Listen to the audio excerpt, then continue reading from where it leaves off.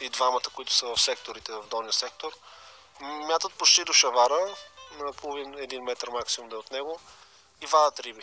Видяхме преди малко Киро доказателството, че мятат почти до шавара и точно там вади риби. Да, най-вероятно ще вземе и за най-голяма риба той. Пак, отново. Да. Късметлия си е. Тегли си хубави места, може да си лови. Има дълъг опит като рибар.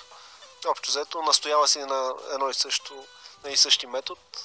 Ние тук въртиме с колегите, наблизко, надълго, сменяме. Поне аз за хранки някакво вида стръв, пелети, но ето, че нямаме риболов. Надяваме се до последно да ни кловне винаги голямата риба.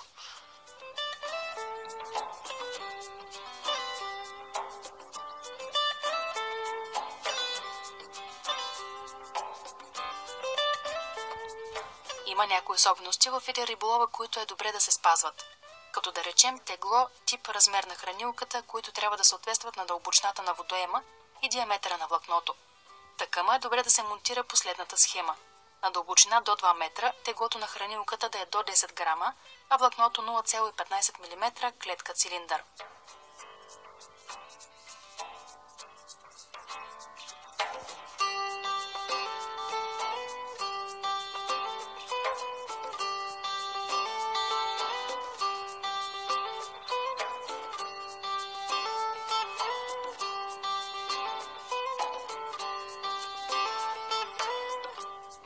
Ако се цели повече кълванета, когато се лови с фидер и захранка, някои специалисти съветват да се използва номера с издърпване на монтажа назад.